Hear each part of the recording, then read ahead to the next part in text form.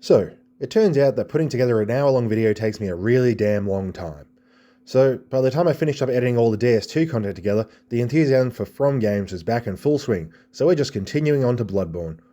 Bloodborne is my typical pick for my favourite game of all time, but honestly, I'm a little concerned about how the system is going to treat it. Bloodborne gained that reverence from me by basically being untouchable for the top 5 levels and bosses, and the game is honestly kinda small beyond those. To praise with faint damnation, there's not a lot of chaff here. This means I'm expecting it to absolutely crush the averages in all fields, but it may struggle to actually put up an overly impressive total. Also, I'm going to be doing the chalices, so that may add some negative score pressure against all the winning. Although not as much as they could have, given they are a single sizable area with 3 bosses to meet, rather than 3 small areas in a row. This one should be relatively short at least compared to the last one anyway, but we'll get into it pretty quickly regardless. The concept and criteria remain unchanged from all the others. Levels and bosses are each scored based off the same criteria as always. The goal is to maintain an even weighting and judgment over each element of each game instead of letting me just focus on the parts which fit my grander opinion. It's not a review, I'm not covering any of the extra elements of the game, like the healing system, upgrade economy, or weapon selection or whatever. It's just the parts that are consistent across the series. It's not objective in any way, shape, or form. They're still just opinions. I'm just applying them equally piece by piece. You guys get it. And if you don't, just watch the start of the Demon Souls one. Bloodborne kicks off the worst tutorial in series history, within possibly the best level in series history. Central Yharnam is a sprawling, convoluted gothic nightmare with multiple distinct sections with multiple loops, shortcuts, and route choices between them. Enemy encounters cover the entire gamut of trash mobs, trash ambushes, giant set-piece mobs, intimidating one-on-one combat, environmental threats, ranged foes, and even some larger multi-foe challenges.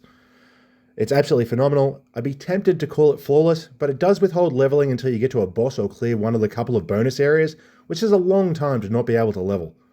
Also, Miyazaki has it out for that poor little girl in the window and her family to an unhealthy degree. Come on, man. The standard first boss here is the Cleric Beast, and I actually didn't like him as much as I remember. I love his atmosphere-setting scream, and I think he looks cool and intimidating, but he's so big and flailing that he's disorientating and messy to duke it out with. Like, you'll scrape through easily enough, but it likely isn't going to be particularly well considered or skillful. I still think he works as a shock to the system as an introduction, but the fight just isn't very good. The other boss here is the main dish, and is a pretty excellent showcase of a lot of Bloodborne. He's a hunter who engages with an axe and a gun, and then turns into an angry flailing beast. It's a real buffet of Bloodborne things, both sides done well. It's odd how good hunter bosses are in this, while the hunter NPCs are so obnoxious. The real bosses are way less parry spammy and warp around less. Hell, they might actually do less damage. I remember him absolutely wrecking newbies back in the day, so maybe he's a little bit much for people just starting out, but I think he's the bee's knees. Deciding what area to cover next is a crapshoot. I did about half of the next directly connected area, and the second half is doable right now, so it does make a lot of sense, but that'd cost like 10,000 souls, and the sub-area locked behind a boss is just big enough to count, so I'm tossing my hands up and looking at the hub instead. The Hunter's Dream. Despite it being the only hub to actually hold the final boss fight within it, it's the worst hub in the series by a mile. It looks good, but it's tiny, has basically nothing hidden in it, it doesn't connect to anything, and it's where they put all the tutorial messages that should have been at the start, which is the worst conceivable way to do a tutorial since you have no enemies to practice the lessons on in real time. You need to walk back here anytime you want to do anything. The same is true of Majula, I suppose, but this includes quick travel now, which builds animosity particularly since the 4 gravestones aren't super well organised for no apparent reason. Screw it, we'll cover Old Yharnam next. We've got to go through half a Cathedral Ward to get here, but at least Old Yharnam is fully finished in one go, so it'll jump the queue. I love this level so much. It's the third time looking at this architecture, and a little more grass and darkness doesn't really make up for it, but the church theme with the Beast Corp worship does. The gimmick of the Gatling gun forcing you to charge into the unknown is intense, aggravating, and brilliant. I actually didn't extract my vengeance this time, which is the first time I've ever let him live for his crimes. For now, anyway. The big appeal is the scale and the complexity. This place is huge and full of big distinct areas, and they all link back to a single lantern, while the shortcuts somehow manage to make it never feel like too much, even if the boss run is close. While Bloodborne is my favourite game, I'm not really a big replayer of games, so it's probably been like 7 years since I last played this. I bring this up because the Bloodstarved Beast has found itself in a weird no man's land of memory. When I first played this, I thought the BSB was the hardest thing I'd ever tried to fight. It completely destroys old Dark Souls strats. As I said in my prior videos, I never learned how to fight Manus in DS1 or did the DS2 DLCs when there were a few bosses with some heal punishment techniques. So this is my first exposure to something that will end you if you try to run away and create distance. I eventually learned the unstoppable power of walk left, and it became a cakewalk, but that memory of the slaughter I'd endured meant that it remained extremely fun to do. With all this time away, I remember the solution, but the struggle has faded into the past. So mechanically destroying it doesn't feel like it used to. It's just easy, and its moves don't matter since they're all literally just miss. And without that revenge aspect, it's not that fun. So beating that thing has given us access to the Chalice dungeons, and I'm trying to think of the smartest way to handle those. I could do them all at the end, but that's insanely boring. Or I could do as much as I can, whenever I can. But that gives you like 60% extra damage and breaks the game. So instead, I'm just going to do one floor whenever I beat a boss in the main game. With how the chalices are laid out, I consider them single levels with 3 bosses in them, so I'll only cover the levels once I've done all the floors, but the bosses I'll just show as they happen. The first one is the Undead Giant, a big dude with dual swords who doesn't do anything special, but he serves his role just fine. He has more range than it looks like, and with the early game damage, the fight lasts long enough that he can catch you out. The pus knee gives a target for bonus damage. Solid, albeit unmemorable boss. Does nothing wrong and is typically passable.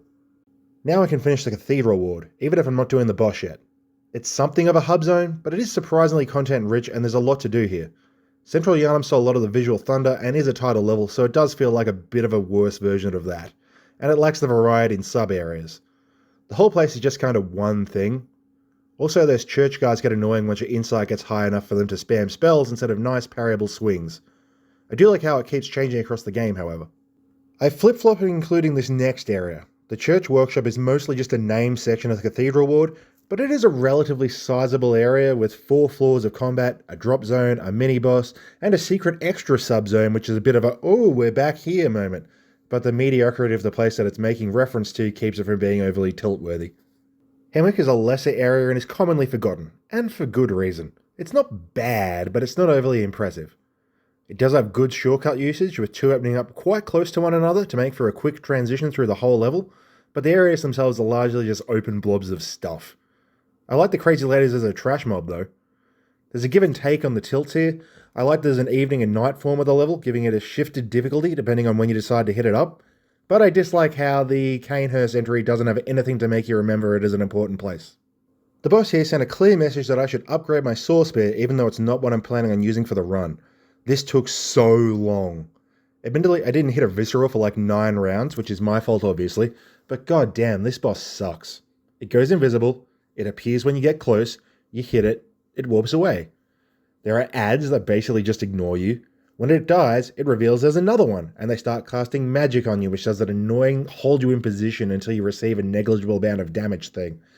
Repeat that for like 6 minutes. Oh, and they can revive each other. This boss sucks real bad. With another boss down, I cleared the second part of the first chalice and took down the Merciless Watchers, which are very rewarding but not very good. There's 3 of them. You keep out of the way with the one with the gun while you parry spam the other 2. Then you walk up to the gunner and hope they switch to something that you can parry. If Hemwick scored poorly because of a strong presence of awfulness, the Watchers score badly from a total absence of good. Extremely low value boss. And the boss churn keeps on churning because we're going straight into another one. This time it's Amelia of the Cathedral Ward.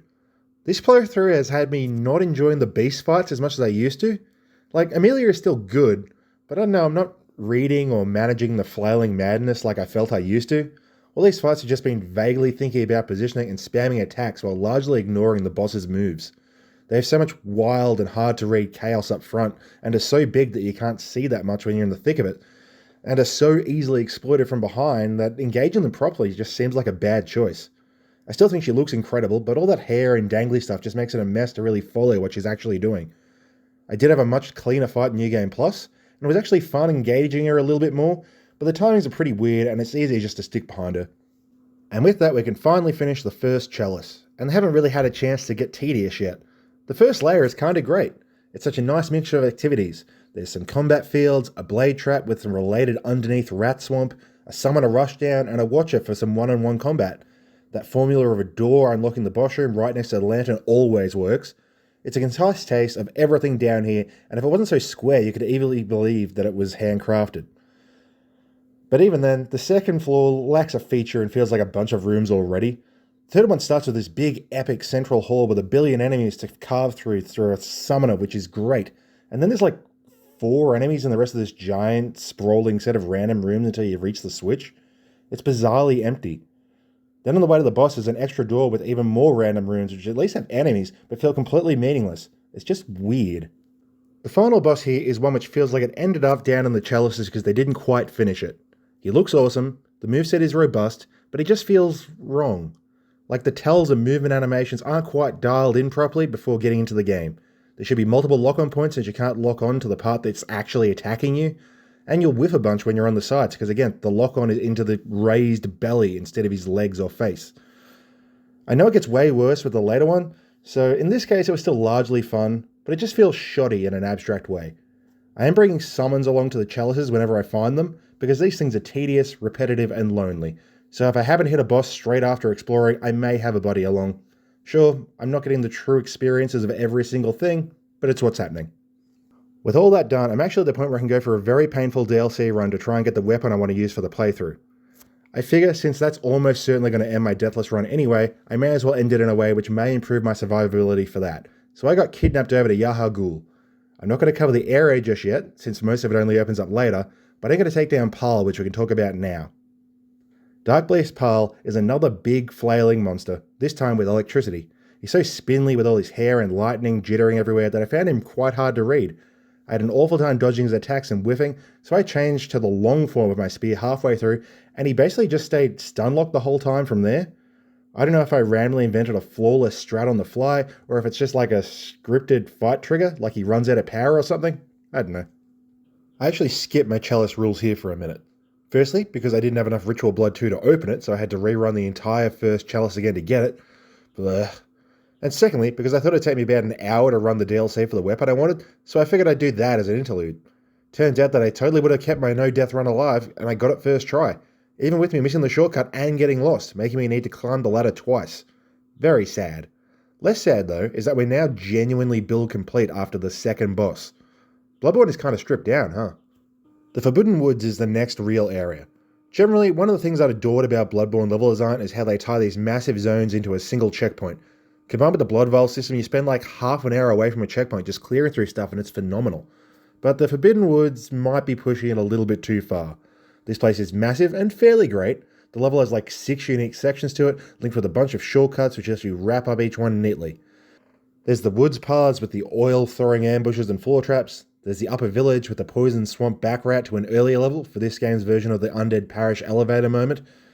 There's a village itself with floor traps and high enemy density. There's the oil river with the Molotov throwers. There's the cannon run. There's the windmill with the last NPC to collect. There's the lower area which is full of snakes, and the ponds leading up to the boss. It's crazy that this stuff is all tied to a single lantern. But I've got to say, even with the shortcuts, that lower area is probably too big. The Bloodstarved Beast was pretty bad as far as runbacks goes, but this one is definitely too long, even with it only having 4 enemies on the path. The boss is our first proper gank fight, and it's pretty sloppy despite their combination being well considered. There's a fireball launcher, a katana charger, and an intermediate guy who does a mix of melee and magic. As they get low in health, they buff up and improve their skills, with the eventual giant snake spamming stage being absolute chaos.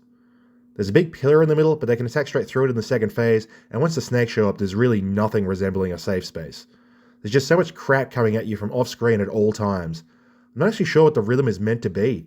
Try to get them all down to like 40% health so they don't power up and can be wiped out quickly. Once the snakes come in, I just cannot figure out a way to manage all the threats in a thoughtful manner, so I always end up just zerg rushing and randomly hoping I don't get snaked. It's a really messy fight, not fun. After this I started the second chalice, and the boss of layer 1 is actually the easiest one so far. The Beast-Possessed Soul is just a mob. There's one of these at the bottom of the workshop area, and it's not even remotely enhanced over that. I was very spammy on my parries, and the fact I just shot away a third of its health with raw bullet damage at base blood tinge is a pretty good indicator of how cruddy this one is. The area after the shadows progresses things, so I decided to clear up the remaining optional area and head to the Nightmare Frontier. This place lives up to its name and is pretty hellish. Don't get me wrong, it looks pretty cool, and the shortcuts are phenomenal, but it's basically the back half of the Lost Woods again, except now there's a poison swamp, winter lanterns, boulder-tossing giants, and an insane amount of useless crystal lizards, which will likely have you safe quitting like 11 times, but a couple of them have chunks, so you better do it. It's also the first area where nothing really drops blood vials, so its insane size doesn't have the usual breezy, constant top-off factor to keep the scale of it manageable. Oh, also it happened to also be one of the only invasion areas in the game on top of that, although I assume it's kind of dead now. Amygdala is a fairly good distillation of the level into a boss. It looks incredible, but it's a total pain in the ass to actually deal with. Bloodborne monster bosses have this issue where you're not really ever dodging or countering moves. You're finding a spot where you're out of the way of all that crap and just wailing. I'm not sure if she just loses all of the in-close moves when she rips her arms off and becomes very easy, or if it just took me 16 vials to figure out the safe point in her groin. But basically, she was an unreadable blender until I found out the position where nothing she could do could touch me. She's very annoying to hit also, since you've got to hit the arms and head for any damage at all. And she's always moving around, so it's Whiff City. I want to like her, but I don't. Back into the chalices, the next boss is the Keeper of the Old Lords, who is basically an NPC hunter fight, but she's a mage, so it's got some unique flair. Lots of fire and pretty impressive damage output on her part, but is very easy to parry and has 0 poise, which is a death sentence versus the pizza cutter. Bergenworth was always a tiny, forgettable level, and it remains as such. It's basically just one building with 2 enemies inside, one of which is an annoying hunter, and a couple of annoying frenzy-inflicting ambushes on the outer. It does actually find time to have a useful shortcut and a useless one in the 2 minutes it exists, but it really is a nothing zone. ROM is bad. I always thought ROM was merely a little underwhelming, but no. ROM is bad. It's a big fat blob, relying more on ads than any boss has ever done. And what few moves it has are just simply annoying.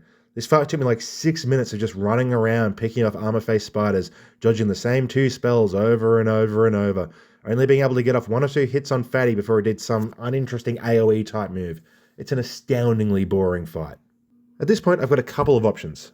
I could continue the game forward, I could hit up Canehurst, I could start the DLC, or I could do some proper dungeon diving progress.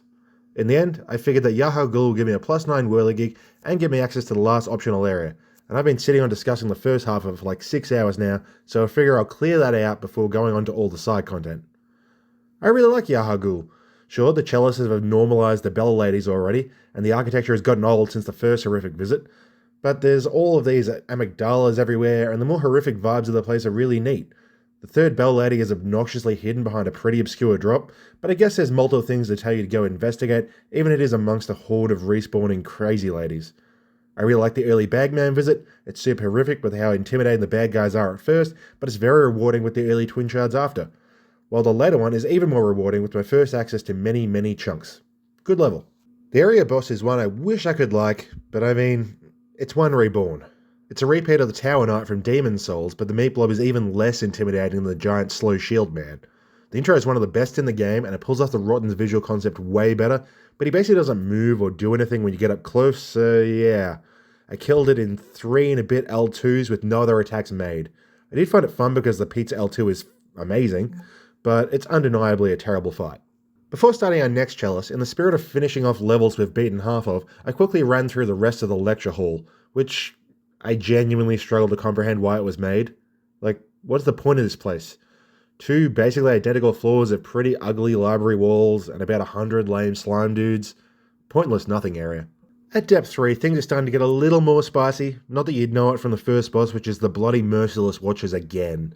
That's right, 7 floors in, and we've already got a repeat. They're the same again, but now they hit a little harder and take an extra parry. I remember Ebritus being a little easier than Ligarius, so I'm going to up a Cathedral Ward before Canehurst. This place is very small, but it's tense. The music being this escalating evil shepherd's tone the whole time adds a lot of tension when paired with the up darkness. I hate the brainsuckers, and there's a heap of them here though, so that makes it a very unpleasant place to be around. I said a few times that objectivity isn't a goal here, and nothing shows that more than the Celestial Emissary. This is a stupid joke gank fight, but I love these goofy ass nerds. They look so silly and they make me happy. The fight is absolutely trash. They just run at you and look stupid. There's a big one, it also looks stupid, but I enjoy it. I'm sorry, they make me smile. Next was a quick interlude back to Lower Thamura for another repeat-ish boss. It's an undead giant again, but this time it has a club and chains on its back which turn its sweep attacks into AoEs. It's actually pretty transformative for it as a fight. This is the first one that's really felt like a classic Souls fight. You can't sit close to it, you need to read attacks and learn timings, pinch a few hits and get back to safety. Honestly, this is the most study and thought I've had in a fight all game. Take that as you will. I was correct in remembering Ebritus as being easier than Ligarius, but I wasn't expecting this easy. Honestly, this is pushing up to the boundaries of, whoops, skip the fight that I had a couple of times across the series, since I remember having some pretty nasty magic stuff, and I didn't see any of that. She was basically a moderately more damaging one reborn in this encounter. I walked up behind her, I attacked randomly, healed when I needed to, she disappeared without me seeing diddly squat. Now, thanks to From and their infinite wisdom deciding that the honestly terrible Lower Thumiri Chalice needed a fourth floor, it's time for a fabled 4 boss ratings back to back. I mean, how could they possibly trim it down when there's all these repeat bosses we need to see? You better believe that Layer 3's bosses are repeat, and this time, it's stupid. It's ROM 2. Now it's in a tiny room, with basically the same health, so it's easily to double phase shifter, so you get like a billion spiders. If there's any fight you shouldn't bring a summon to, it's this one. I was unhappy. Kanos has historically been my favourite level in the game, and yeah, it's still pretty great, but not as great as I remembered. It's another Gothic locale, but this time it's a classic Gothic castle, and it looks amazing. I love that they haven't patched the missing texture when you look off the bridge also. The layout is very well considered, but I do have some minor gripes. While I love that it has multiple very useful shortcuts, one of which has progression in the shortcut door, the final run to the boss is needlessly obscured, like, put a treasure or something there because it's needlessly excessively tucked away. Ligarius is a very different boss to what we've faced so far, and while I did kind of parry away the second half of the fight, he is still a good time. His first phase is full of magic and explosions, then he phase shifts and it becomes a fairly intense melee battle, where he can set up some area traps as well. I remember there being some method for backstabbing him in the phase change which puts him into a nerfed second phase, but it didn't seem to work like I remembered. Still, I like him a lot. Well, at least we now get to finish off our third chalice, and oh boy, is the Lower Thumiri dungeon total garbage. It's 4 floors for no goddamn reason, particularly since the first 3 bosses are all repeats, and on the topic of repeats, literally every single room is one we've seen in prior levels, as are the enemies, but now they're strong enough to one-combo you. There is nothing new here, and it's so bloody long. This place sucks, and at least I don't have to ever come here to rerun it or revisit it ever again for any Wait. God damn it. God damn it! It must be said that after about an hour of absolute tedium, the end boss is actually really good. He's a giant beast, but he actually tells and spaces out his moves, and he has a grab between his legs, so you need to watch out. He's pretty old-fashioned, but honestly, he's probably the best so big that you can run between its legs boss in the entire series so far, and it's not really all that close. Well, before I go grinding for more bloody ritual blood, I get the sweet respite of the frenzy pit that is the Nightmare of Mensis. I'm not even joking, I'll take it. I'm only screwing around, Mensis is actually peak. Bloodborne looks amazing, and while it runs its style into the ground, it doesn't take that much of a change-up to put it right back up there. And Mensis pulls it off via the weird eyes on the walls everywhere, the alien volcanic rock formations, the intimidating spider room, and varying degrees of dilapidation. The frenzy eye isn't actually anywhere near as severe as I remembered, rendering it much more of a fun rush forcer than anything else. Although the beasts exploding into horrible worms if you don't kill them with fire is annoying. I do find it odd that they give a Mercy Lantern when it's only like 20 seconds away from the entrance one, given this is the only time in the base game that they broke the one checkpoint only rule. But oh well, shortcuts are still great. I love Mikolash. He's such a goofy little nerd. I love the look at the head cage, and his taunting and chatter through the battle is great. Chasing around is a teeny bit annoying, but is a very easy fight, so it likely won't have to be done twice. And the ads are passive enough and respawn so slowly that they're never going to get too messy. I find the whole experience a load of fun. So I have some good news and some bad news. The good news, I didn't specifically need to go farm ritual blood after all. The bad news is I forgot to record my bloodletting beast footage, so I had to rerun the entire goddamn Lower Thumiri Chalice once again, and I have lost my will to live. So I hope you liked that footage. A part of me died getting it. Obviously, after that, I could not remotely be bothered running any more chalices, so continued on to Murgo's Wet Nurse. The Wet Nurse is a buff to turning circle and attack cooldown away from being really, really good. She looks incredible. She's this invisible, highly cloaked, multi-arm mass of curved swords. It'd be neat if High Insight turned her and Murgo visible as a little bonus, but I guess they didn't want to show a baby dying. Not that they had any issues with that on the last umbilical cord piece though. Anyway, her moves all look amazing, but they're just so spaced out and she doesn't follow you around at all. So it's far too simple to stay safe and just wail. I didn't even get the Clone Void move, she went down so easy. Usually I'd kill Gurman and quit out for the Burial Blade right now, but I think I'll save the double boss for right at the end. Maybe. I'm not sure. I may as well clear a floor of Chalice while I decide. New Chalice theme, same old boss. It's the bloody beast-possessed soul again, except now he has like 20,000 health and takes like 12 parries to kill. It's incredibly tedious, resulting in profound sloppiness on my part. I've decided to let Gurman live until the end, so I'm off to the DLC. The Hunter's Nightmare is theoretically reskinned Cathedral Ward, but really other than the pre-chapel entrance, it's largely unrecognisable besides a couple of buildings. It's chaotic, fun, with pretty much everything you could want in a Souls level. There's an insane amount of enemies, a nice mix of set pieces to tear through, mobs, major foes, solid shortcut work, insane loot, and fun gimmicks of hunters beating up monsters. Unless you're really uppity about the Cathedral Ward thing, I really don't think there's anything not to like. So, I'm a man of many regrets, and this series has given me a new one. Sadly, I've made a big deal about consistency in this series, a lot, and while I do not want to do what I'm about to do, there is a side quest here. And while I could argue it could be done with New Game Plus, or playing online, sticking to my single offline playthrough model, I can only finish this quest by bringing a summon along. To the best boss in the series. This hurts me, but it must be done.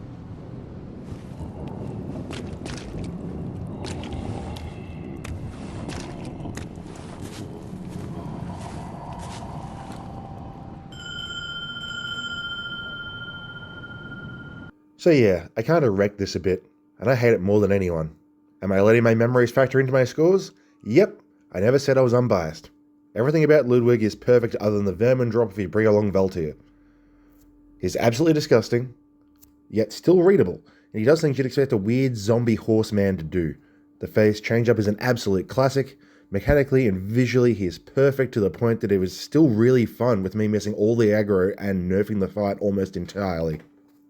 A Chalice visit is surprisingly enough yet another repeat, but I enjoyed it this time. The Bloodstarved Beast is back, and this time he has 20,000 HP and can probably one-shot you. I don't know, maybe it's just the stakes of knowing how hard it probably hits at this depth. Maybe it's the nice open room which means he isn't hideously clipping through walls all the time. Maybe it's the ninth beer that I was sipping on, but I really enjoyed flexing the power of walk left on this one. I absolutely dominated this fight and felt slick as hell doing it.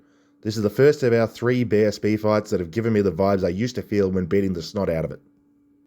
The next area of the DLC is the Research Hall, and I need to clarify given the word on screen is merely aesthetics, but it shorthands for aesthetics, vibes, and lore. Because the Research Hall looks good, but not amazing. It's horrific, but not as effective as pure atmospheric horror as several other levels. The main central tower is quite samey, and it can be a little tough remembering where each room leads by looking only. But oh my god, the vibes. This place is deranged.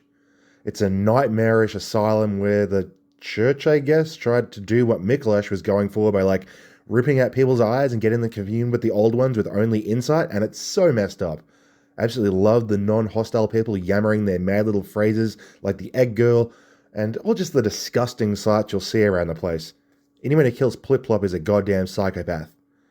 Outside of that, we've got a crisscrossing labyrinth of cutbacks and shortcut elevators, which keeps expanding and revealing treasures. And at the end, the stairs rotate, giving access to even more stuff. The enemies are again perfect vibe perfection. It's a bit of crap in a fight, but while that holds it back a little bit, this is still easily one of my favourite levels ever. Miyazaki is a sick man.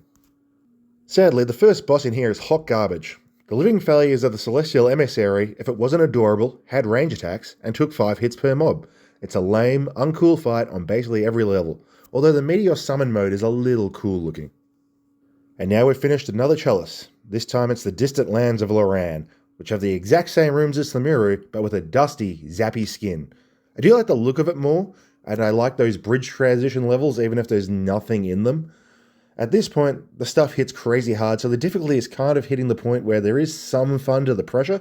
I actually had a lot of fun with that first room with the 2 bell ringers, where you're going to be dealing with 12 spiders at once. It's a shame that's going to be the default from here on out, though.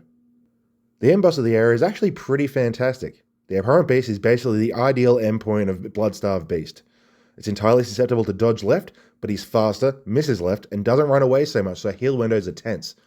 He's small enough that you can read him, and his weird specific timings are fun to handle, while his damage isn't so absurd that it becomes obnoxious. I don't think I've ever actually fought him before, since I always send the beggar to Asefka's, and you get all you need to unlock the default Chalice in the level before him. I was missing out. This boss is great.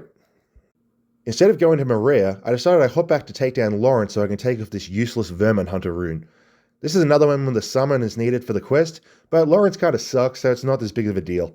What is a big deal is that he friggin' died standing in the lava 1 second before I killed the boss. So all this vermin collection was for bloody nothing. I ruined Ludwig for nothing. As for the fight, he's basically a cleric beast reskin, and halfway through he becomes a lava trailing slug, and it's just as hell. Very difficult, but not very fun. The next chalice is, of course, everyone's favourite, the Defiled Chalice. The first boss down here is a repeat of the Keeper of the Old Lords, and with the dungeon's half-health gimmicks and the giant depth 4 health pool, most of the fun is being stripped away from her. Basically, you die in 2 hits, all the poise abuse rush down fun of engaging her more directly is not particularly viable, so it becomes quite tedious where you just wait for her to do a melee attack and parry her like 8 times, while just standing back from literally everything else she does. Sadly, it won't be long before I'm back down there, because Maria is immediately after the living failures. This is my first time going with parry strats, and it may have made her my Gwyn. When you fight her honourably, she's magnificent. She's fast and has a lot of moves, and all the blood flame and area catching alight is just incredible. You're dodging through swings and punishing while the blood explodes all around you from her whiff. It's just magical. Or you can just shoot her in the face like 4 times. I was abhorrent with my riposting here. I missed like 6 viscerals, but that should show you how easy she is to shoot. I'd recommend not doing it this way. The Defiled Watchdog might be the most unpleasant fight From has ever made. For now, anyway. Honestly, somewhere in between the 2 matchups with him, there's likely a really good fight. He's a little bit jank still. That power-up quad stomp comes out of nowhere, and there absolutely needs to be multiple lock-on points because, as I said earlier, my buzzsaw whiffs half the time because it targets an area I can't reach. But the core of a good fight is there. Before he was just too weak and you just pile drive the quirks away, but now that he has twice as much health that he should, and he can one-shot you, the issue is reversed. Now it's an exceptionally tedious affair of slowly whittling it down, one mechanically baited smack at a time, for like 50 smacks, and you're a decent chance of getting one-shotted if you mess up. You could keep the one-shots if he had like 10,000 less health to make it a glass cannon onslaught. As a 2-minute fight, it'd be a pretty fun rush of mastery. Going the other way, you could tone down the one-shots to make an endurance battle of patient understanding, which could be okay because his moveset is interesting, but it doesn't work for both. 4 to 6 minutes is way, way too long to keep up clean play on this guy. I absolutely despise this fight, despite it theoretically being alright. The Fishing Hamlet is a level I like a lot of, but I hate being in. It's not my favourite Eldritch Fishing Village look, if only because it's missing that weird everything is off vibe because everything's already in ruins. It just isn't a setting that lends itself to From's Aftermath approach to world design. It looks good with the barnacles everywhere and the unique colour scheme, but not great. The layout is outstanding, there's a lot of shortcuts and hidden little spots with valuable treasures and multiple paths through, but I just don't like the enemies. Obviously there's the shark dudes, which I don't need to mention, but I also don't like the infinite poise little guys. Most of the game, even in the hardest chalices, uses stagger locking as a method for dealing with mobs, but here these scrawny looking dudes will just soldier on through and grab you. I hate the lightning mages surrounding themselves with said melee jerks also. This playthrough has made me re-rank my bosses. Maria, Amelia and Bloodstarved have all come down a bit, while a few chalice bosses and Ludwig have jumped up. Orphan may have just jumped up to being my favourite in the entire franchise. He's not perfect, some of his combos seem timed to automatically follow up from prior staggers, he can fly around a bit too much in phase 2, and the lock-on breaking can be frustrating, but otherwise, God, he is amazing. Such a weird, gross little dude. He has this crazy intense moveset, but he doesn't hit too hard, so he usually dies due to an accumulation of errors rather than just being destroyed from one. His moveset is designed perfectly to punish cowardice, with most of his combos designed to wreck panic fleeing and reward aggressive assaults. He has tight dodge to heal pacing, yet he always leaves windows, so damage uptime is extremely high when you're playing well. You're always feeling rewarded. Everything he does is reactable on instinct, with understanding and learning more providing windows for charge attacks and parries, rather than being a painful process of painful insta-deaths until you master it. He's utterly fantastic and easily the best moment of any of these replays so far. Well, from that high point, I'm going to have to ruin it by visiting Chalice Amygdala, aren't I? First off, we get to discuss her dungeon sequence though, and I actually think that the Defiled works really well for the levels. Sure, you can get one-shot and ganked in an insanely short amount of time, but it creates a new tension that's missing from the other absolute slogs we've gone through so far. You try to discern what's in a room rather than just charging in, and once fights get going, there's a different kind of safety-first approach. Moments where they roll the dice and run past guys to take down a ranged opponent first have a whole new sense of risk and thrill to them. It seems to know how messed up the concept is too, so it never really throws that much at you at once. The art style is back to normal, but there actually are whole new set-piece rooms in here which are kinda neat. I actually had a lot of fun in these. It's ironic that I'm following up possibly the best boss fight of all time with possibly the worst boss fight of all time. With Defiled Watchdog, I could see that there was a good fight lost in balancing, but Amy is just horrible. In the Frontier, her low stats make her a flailing mess that you just kind of bumble through. Now that she can just one-shot you all the time, you can see that, yeah, she's a horrible flailing mess and there was nothing hidden underneath. Unless you're a pixel-perfect dodge master gaming god, you're manipulating this Trasfire's AI and it's still going to take like 25 tries. This took me so many tries that I can actually punish almost all of her Phase 1 attacks, and it still takes minutes. Phase 2 at least has her doing more easily punishable attacks, but from here, literally everything she does is a one-shot. Phase 3 is actually the easiest, where you can just bait jumps. It's not hard, it's just obscenely slow, and every fumble is a restart. It's pretty likely the worst thing put in any From game ever. Maybe any game ever. And with that, I'm kinda out of game. I've been doing chalices between every single piece of game progression, and there's still 2 chalices left in theory. Either an indictment on the game being kinda short, or the chalices being stupid long. I've generally been aiming to finish these games with the end boss, but here's the thing. All I need to access the last chalice is 2 red jelly. I can get 2 of those from running yet another chalice dungeon all the way through, or I can just duck into New Game Plus, kill 2 story bosses, and grab some from the lecture hall. That's what I've always done, but I'm really committed to this whole as much as you can a new game approach, as evidenced by the Ludwig situation. So yeah, here's Gurman. Yeah, I know, but I'm not doing any more chalices than I have to. Gurman is awesome. He's maybe a little squishy, but I guess he is elderly.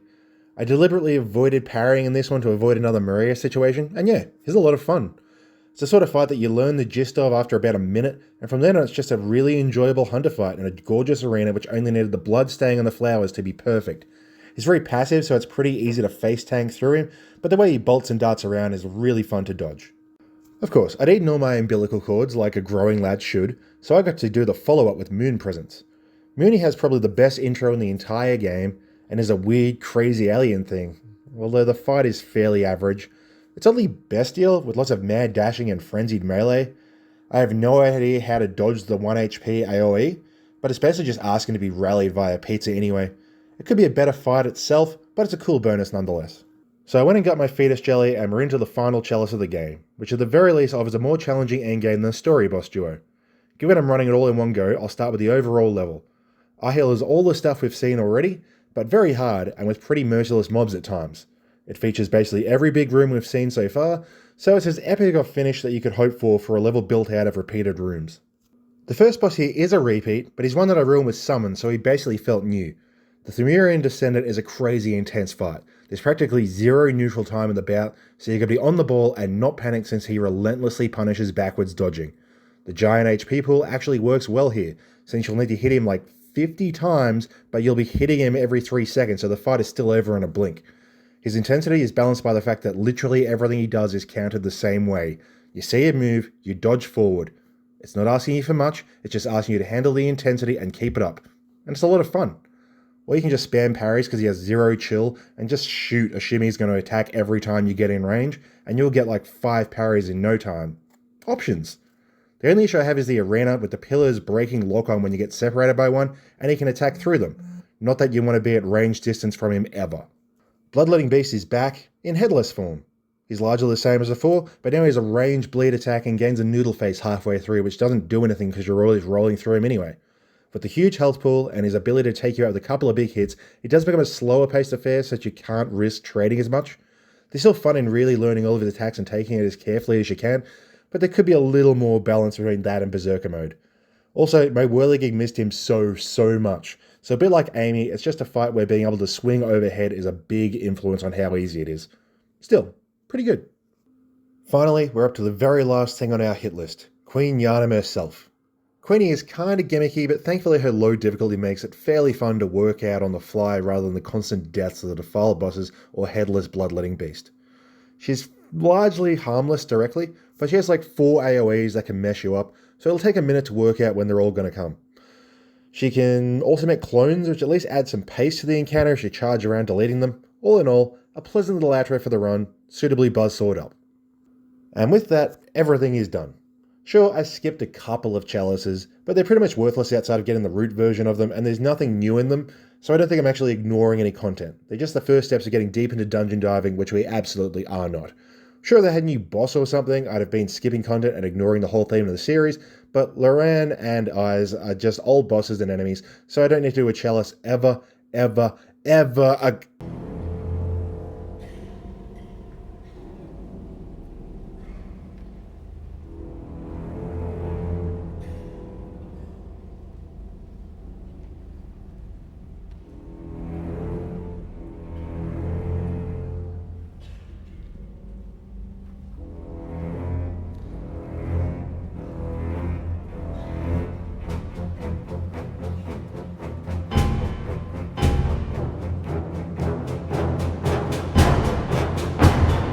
God damn it.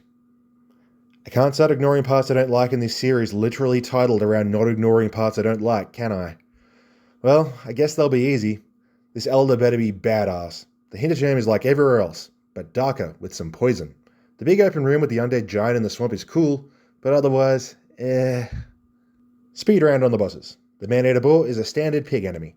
Lock-on doesn't work until it's 2 inches from your face for some reason. Otherwise, fisty time. Technically, there are 2 unique bosses down here, since this undead giant has a cannon and no HP. He fired his gun once, he staggered before making a second attack, and died to the visceral.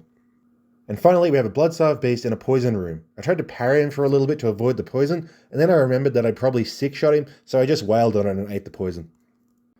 Well, that was fast at least, and I can just buy more eyeballs in the insight shop, so the lower Hintergem is available without bothering with any of the bonus rooms. Nice. This place is again the same as everywhere else. The only positive of this place is that the messenger shop here sells uncanny and lost versions of most weapons in the game, which could be handy depending on your gems. The first boss is a brain sucker, and I hate brain suckers. They're all stun moves, and the rush grab pops out so fast without a nice big swing to dodge. I don't know how they look usually, but it looks silly in a big boss room as a boss. The second boss was a surprise, because I thought it was going to be one of those crazy sickle ladies with a health bar, but the Forgotten Madman is actually an NPC fight which summons a second NPC halfway through. It's a genuine NPC fight, which are way less good than merely humanoid bosses, because they're just chaotic, gun-spammy nonsense without any neat moveset quirks. I like his kit well enough, the blue sword is cool and all, but NPC fights are not great. And we're finally here, the last fight in the run, the one I kept going an extra session for, the big one. And it sucks. The Themerian Elder is just a trash fight. It's not an annoying one, it's just pathetic and lame. He basically can't, move. He stands still, he slowly buffs his stick into a weapon, limply makes an attack, and then teleports after you start bonking him. He has 0 poise, so if you can rush him fast enough, he won't even attack. God awful. And we're done, for real this time. I'm not going to check the wikis again just to make sure of that. If I missed anything, too bad, I say. This playthrough was enlightening. I've always said I'm not expecting this format to influence my actual overall opinions, and I don't think it has. Sure, Dark Souls 2 gained a lot more respect from me, but I think that's more just coming back to the slow, methodical tempo after 10 years of much faster, more user-intensive Souls-like let me appreciate its quirks more. Bloodborne has definitely taken a step down for me. It may still be my favourite game ever. That top 5 levels and bosses argument I made still absolutely holds true, but the tier down really isn't as close as I remembered. Much of the actual scoring stuff doesn't really matter due to the fact that it's right to apply different weighting to different elements. In reality, I don't apply as much weight to the lecture building's mediocrity to Kanehurst's brilliance, because of course I bloody don't. But a lot of this really isn't all that great. There's a lot more chaff than I first realised. I'm going to separate a lot of my closing thoughts into a separate video because I have a lot to say, but I have to mention that the Chalice dungeons really are a giant flop. They are basically required to access any elemental build or weapon too. Particularly offline where you can't just code into the valuable stuff, and they really do become insufferable very quickly. This is my second time running them fully, and I had seen the value in them in my intermediate visits being driven by glyphs, but without that they are insanely long. Again, I did some of them between every single piece of structured content, and I skipped one, and they still lasted longer than the actual game. They are way, way too long. Since I'm trying to not get into a 15-minute review, we'll get into the actual numbers for this summary before I get too worked up. Level-wise, I was surprised to see it not take out the highest average. I adore the design concept they had on this one, with almost every level having only one checkpoint and the vial system giving the player the freedom to comfortably spend 20 minutes out in the wilds without needing to check back in for refills. The peaks are there, but the game is seriously tiny. Without the DLCs or chalices, it has the same number of levels as Demon Souls, and that's including the Lecture Hall, Hunter's Dream, and Church Workshop. The standard is very high with the chalices removed, but even then it still pulls a lower average there. It would beat Demon Souls in that regard if I removed those microzones, but then again, I'd also need to remove the Nexus for fairness, which would make the gap negligible and limit the level count to a mere 11 stages. The DLCs do excel in this regard, so with the chalices removed and the DLC included, it would offer the highest overall level score at a highly respectable average, so I would definitely recommend approaching the game in that manner. They're all excellent stages in their own ways, even if the Hamlet doesn't super appeal to me. As for bosses, I'm surprised by the overall scale and quality of them, as it actually pulls the highest total quantity of them at a decent average once everything is included. This does include the chalices, however, which, while still adding a positive overall score due to the handful of absolute rippers down there, does tank the average quite comprehensively.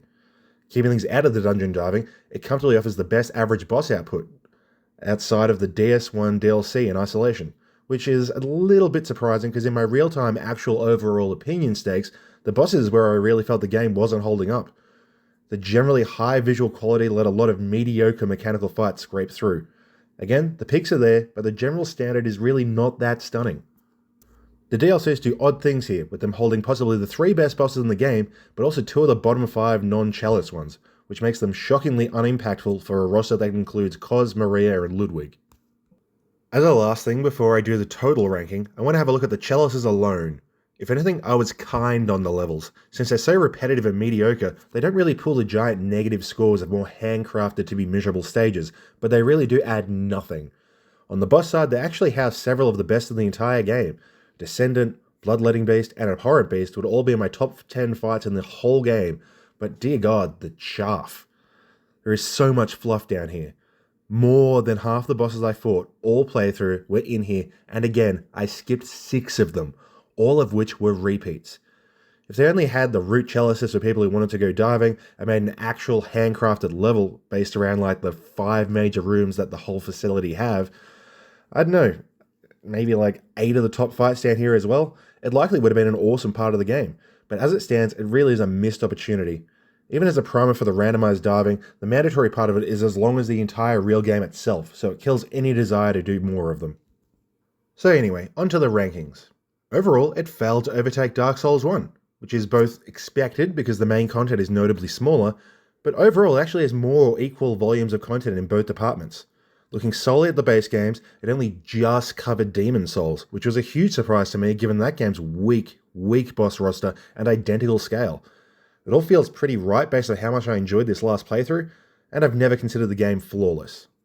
I don't think that looking at things with a mindset that everything starts at full marks and then gets whittled down with flaw identification is a good way to judge things. I think you've got to earn that credit through brilliance, and brilliance beats all. And Bloodborne definitely has a lot of brilliance in it.